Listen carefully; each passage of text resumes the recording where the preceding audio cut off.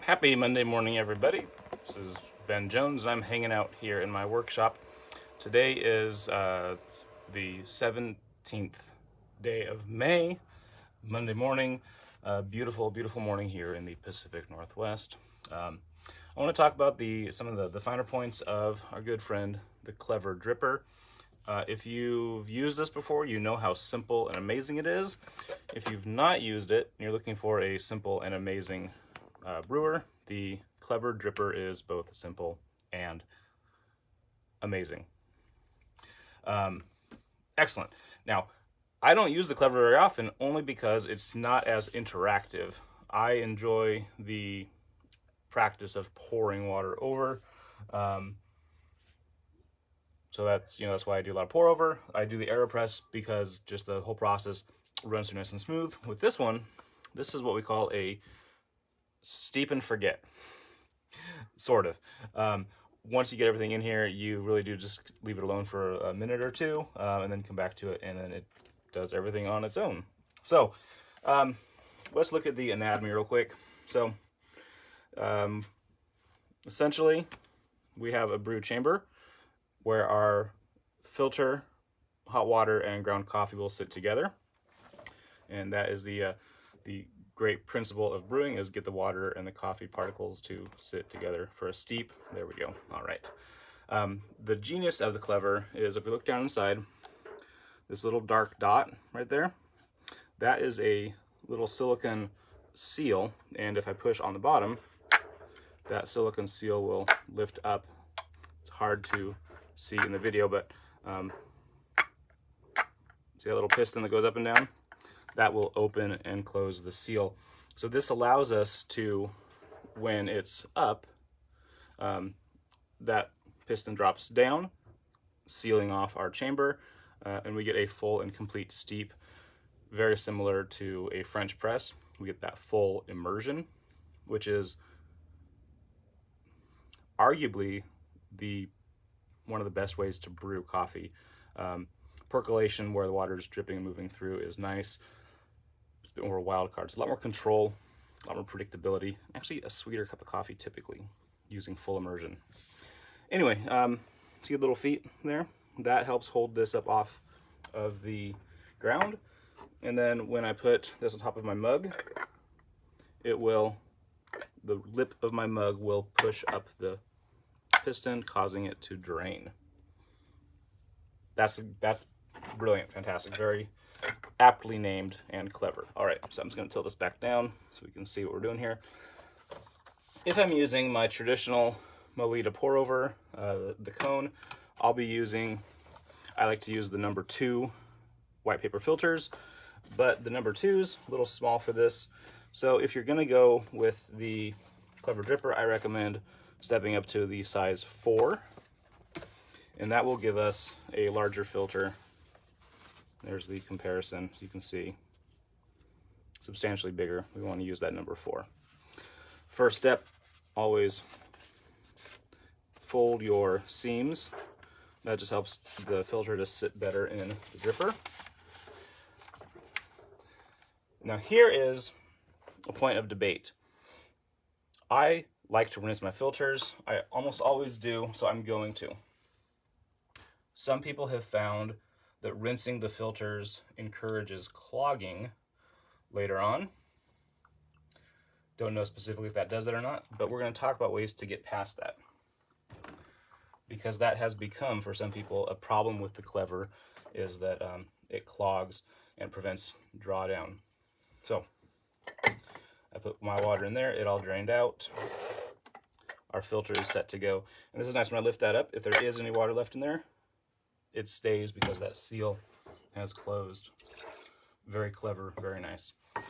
All right, so the temptation is to set it on top of the mug and start brewing, but we don't want to do that because it'll flow through. So we want to set our mug aside, straight to the table.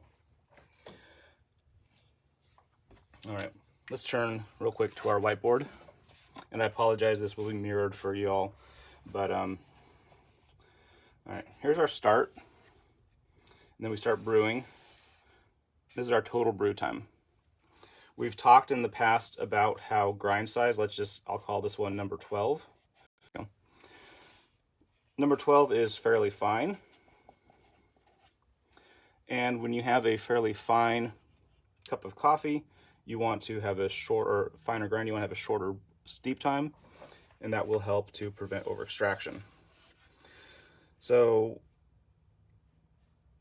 with this, let's just say that we want to have a total of 2 minutes for the brew with that particle size. What I'm going to do is I need to find out how long it takes to drain all of the water out once I put it on. The really fine particles, when set in the paper, the fine particles tend to block the pores in the paper, and it slows down the passage through. It also slows the movement of water through the grounds itself. So our drip through time, I was going to subtract, can be quite long. I'm going to call it 1:30 to drip. Awesome. Which means we only want to use a 30-second steep. Awesome. Let's do another one, and let's go ahead and crank our grind up to a number, I'm just going to go to a number 25. So we're going to make it, it's not really twice as coarse as the number 12, but this is definitely a very coarse and large grind there, which means this is the same size we might use for a French press, which means let's just give this a 5-minute steep. Good. With the large particles, water passes through the coffee particles themselves more easily. Also, there are fewer fine particles to clog up the paper, so our drip through is going to be substantially less. That might take only about a minute to drip through. These numbers aren't precise. It's going to vary depending on the grinder you're using and all those sorts of things, but this just gets the concept across. If I know that it takes a minute to drain the water, what do we have left? We have a 4-minute steep time left. That's the idea. And what you want to do is you want to taste, and if it tastes like a burnt match, we went too long. If it's astringent, like rubbing alcohol, so just swipe, there we go. If it tastes like rubbing alcohol and burnt matches, it's steeped for too long. If it feels more like unsweetened cocoa, bitter herbs, a little too sour, didn't steep long enough. So we're looking for that sweet spot in the middle, the little balance there. All right, which brings us to the finer point of the clever. I had a whole rash of people saying, hey, my clevers lately have been choking out or clogging and really extending out that drip through time. If you find that that's happening, you have a couple remedies. One is you can go with a more coarse grind and a longer steep time. Hopefully that'll remedy some of it. You can sift out your coffee, which is using special screens to remove separate the large and small particles. That can be wasteful, but it's also, something you can do. But then there's this other option. And I've heard this one, I kind of like this. It's a pretty simple and fairly straightforward solution. Let's go and start by adding about half of our water. Once we just have some of our water, so we're up to here, I'll then take my coffee and I'm going to add my 19 grams of fairly coarse and chunky coffee. Put that in there. Oh, make sure I start my timer. And then take this and just top it off. Something I love about the Clever Dripper is, I'll show you once I get this in here. You may have noticed I'm not using a scale.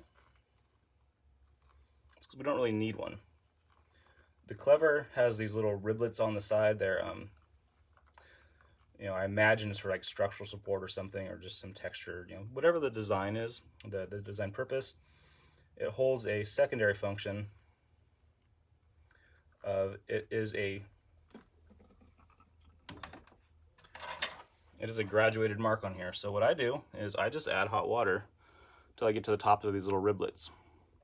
That allows me to keep my water dose consistent without having to fuss with a scale if I'm inclined toward not using a scale. All right. So we're gonna let that sit and steep. I'm gonna give that a few minutes. If you're getting choked out, drain through, the idea behind adding the water, or half your water first, is that when you put your grounds in, the fine particles won't be immediately touching the paper. They'll get absorbed into the water first, and they may float in the solution instead of attaching to the side, and that prevents the clogging. Once it does come time to drain this, to put on top of our mug and let it drain through, there are some people who like to use a spoon or a whisk and break the surface, and there are some who don't. I go back and forth. Breaking the surface can cause a sinking of particles that can then increase clogging, and then cause an over extraction.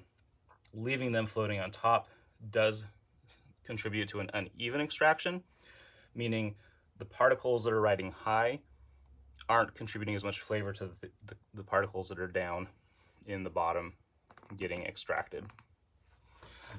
So all that to say, what's the best? The best is the one that you find easiest to do. If you don't want to take a spoon and break the crust, then don't do it. If you like that part of the process, do it. And if you notice that one tastes better to you, do the thing that tastes better.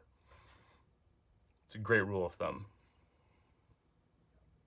If you taste something that's gross, don't do that again. If something tasted pretty good, do that again. All right, so we are about 3 minutes into this. I'm gonna cheat just because I'm impatient, and I want you to see how this goes. I'm just gonna take this, I'm not gonna break the crust, but I'm just gonna put this on top of my mug. And voila. I'm gonna pull that down off there. Sorry for the shakes and rattles. But we are now seeing that coffee just drain through. And we come up to here. It's getting lower and lower. And you can even see the water level dripping. Now, because I got impatient on this, it's likely going to be a little under extracted, likely going to taste a little bit sour, a little bit like unsweetened cocoa. I'm okay with that. Otherwise, I'd have to keep you all here captive for a few more minutes to let that drain. And I don't want to monopolize your morning. So thank you all for joining me this morning. The Clever Dripper, I don't often talk about it. If you've been following this, you know I tend to look at AeroPress and Chemex an awful lot. But this is a great little tool. If you need one, I believe we have them on our website, batdorfcoffee.com. And of course, any of the quality retailers out in the world will have the Clever Dripper because it's a great little tool, great little brewer. There we go. So that's dripping through. I take the lid off when I let it drain just to prevent any sort of, if this seals across the top, it'll slow the draining. There we go. Here's something to look at. Typically we want to have a flat bed when we're done. We want all the grounds to be laying even across the bottom. That just means that everything drained well and that all the coffee stayed together. If you have a big uneven bottom on the bed, that tends to indicate that one side had a channel, over extracted here, under extracted on the other side. So but the Clever usually comes out pretty nice. There are some grounds left on the side, not too terribly many. So we still have the bulk of our coffee participating in the majority of the brew, which is good for even extraction. And this was without breaking that crust. So, like I said, try it, see how it turns out. Cleanup is real easy. we just pull the paper filter out. This will be compost. And then for the clever itself, I just put it on top of another mug and give it a rinse. If you rinse it before it has a chance to dry, before those oils get a chance to solidify, that'll be very helpful. If your clever is leaking, what that means is that the little O-ring down on the inside has come loose, or there's a bit of particulate stopping the seal, and you can just give it a little clean and or reline everything. Clever dripper gives us a nice little cup of coffee. Got my bun mug today. For those of you who are noticing the different mug. Yep, a little on the sour side. Probably should let it steep an extra minute and a bit, but might drop a little bit of some half and half in this one this morning just to take that edge off. All right. Have a great week. I will see you back here on Friday.